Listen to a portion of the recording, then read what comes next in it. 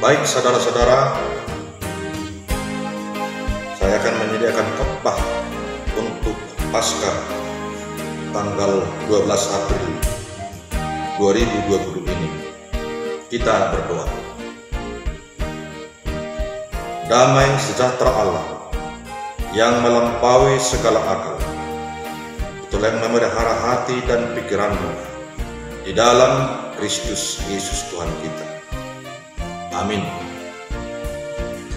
Nats khotbah yang tertulis dalam Matius pasal yang ke-28 ayat yang pertama sampai ayat yang ke-10. Demikian firman Tuhan.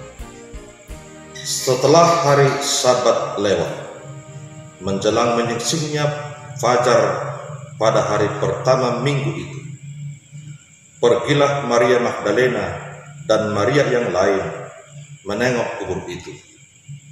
Maka terjadilah gempa bumi yang hebat, sebab seorang malaikat turun dari langit dan dekat Tuhan dan menggulingkannya, lalu duduk di atasnya.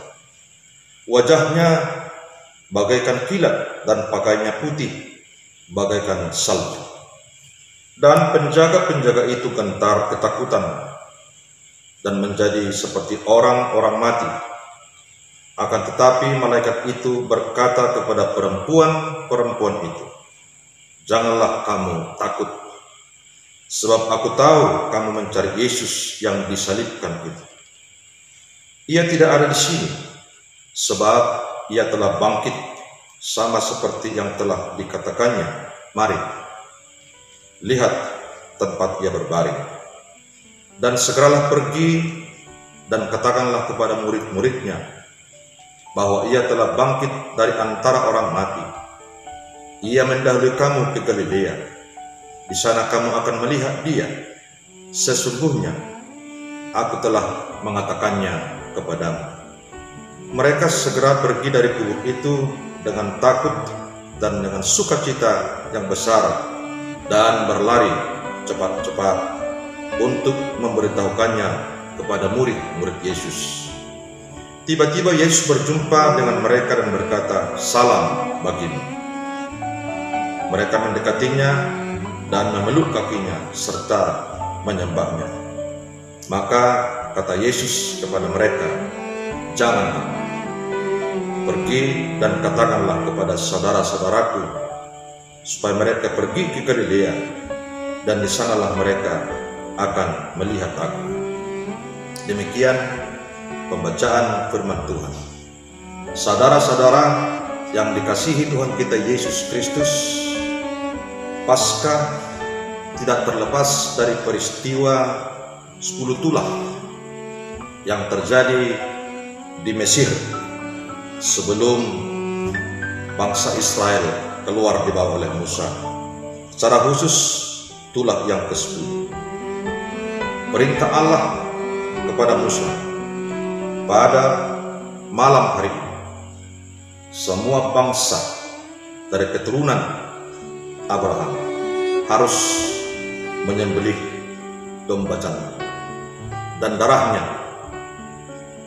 diberikan di atas pintu rumah, di atas nih tohang di bagas.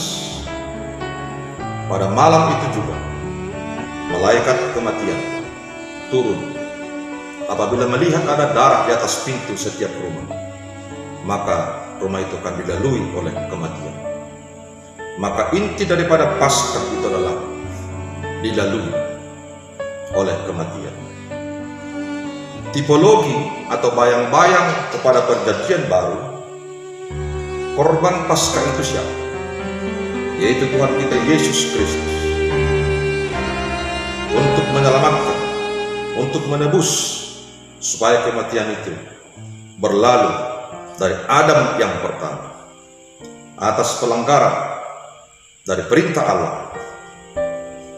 Maka Yesus Kristus itulah menjadi kurban Paskah untuk menyelamatkan diri dan saudara-saudara sekalian. Saudara-saudara yang dikasihi Tuhan kita Yesus Kristus, dalam nats ini ada 3 hal yang dikerjakan Yesus setelah kebangkitan, setelah Paskah. Yang pertama, ia mengumpulkan murid-muridnya, mengubah pola, mengubah mindset. Karena selama ini yang tertanam dalam pikiran mereka, dalam jiwa mereka adalah bekerja sendiri-sendiri. Tetapi setelah Yesus bangkit dari kematian, mereka harus diubah, mengubah pola, merubah mindset, merubah cara. Mereka harus bekerja secara tim, solid. Dalam Kisah Para Rasul 1 dan 2, ada yang diutus ke Yerusalem, ada yang diutus ke Samaria, ada yang diutus ke Judea, bahkan seluruh dunia. Tetapi mereka dibentuk dalam satu tim yang kuat dengan kuasa Roh Kudus. Yang kedua, ia menjumpai murid-muridnya di Galilea. Pemahaman pada saat itu, Galilea adalah tempat orang-orang miskin, tempat orang-orang pinggiran, tempat orang-orang yang tidak diperhitungkan, tempat orang-orang yang jauh dari pemahaman orang-orang elit.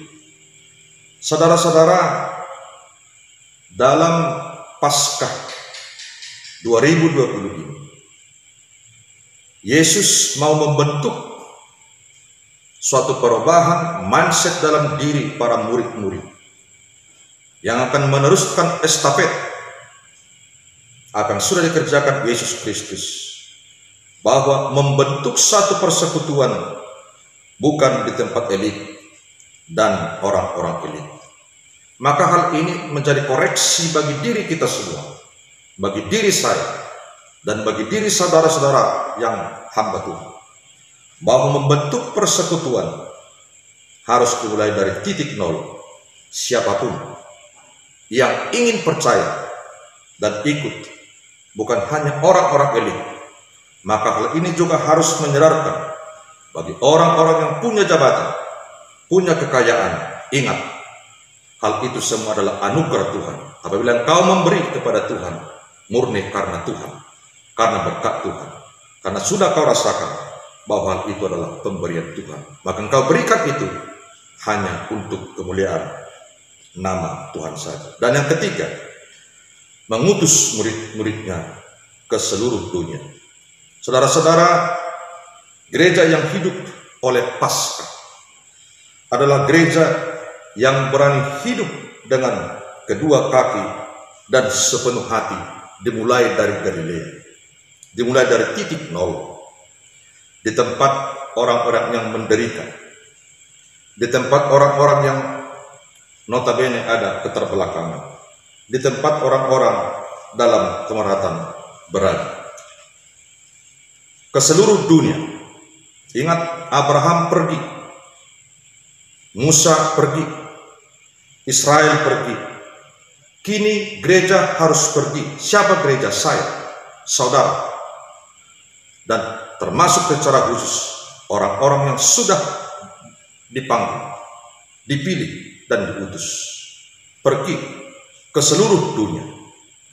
Ke seluruh dunia, bukan hanya kepada orang yang Anda sukai, bukan hanya kepada orang yang Anda senangi, tapi kemanapun, bagi siapapun yang menerima kabar baik, yang menerima Kristus, dan menerima firman Tuhan. Injil dan misi ke seluruh dunia untuk semua orang yang membutuhkan kabar baik. Maka Yesus dalam nats ini berkata, jangan takut. Malaikat juga berkata, jangan takut. Dalam situasi dan kondisi yang kita hadapi sekarang, virus corona, COVID-19, apakah perlu kita takut? Wajar kita takut.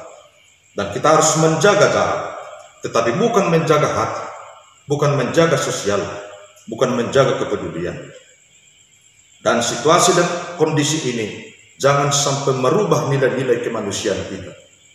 Kita harus takut bahwa virus-virus yang baru semakin melebar, dan jangan jadikan diri kita menjadi penyebar virus yang baru, tetapi harus jadi pemutus virus yang baru. Karena Kristus Yesus Tuhan kita telah bangkit, telah menyelamatkan, telah memberikan kehidupan baru dan menjadi pemenang. Dan jadilah menjadi pemenang dimanapun saudara-saudara berada, karena Injil itu harus diberitakan kepada siapapun, dan Tuhan memberkati. Amin. Kita berdoa. Terima kasih Tuhan atas firman-Mu. Kuasa Roh Kudus-Mu memberikan kekuatan kepada kami untuk menjadi gereja yang bergerak, gereja yang berpaskah. Karena Kristus Yesus Tuhan kami telah menang. Jadilah gereja-gereja pemenang bagi seluruh umat yang menerima kabar baik dan Yesus Kristus. Berkati seluruh umat-Mu dimanapun berada dalam setiap kehidupan, aktivitas dan keluarga. Jauhkan kami daripada malapetaka.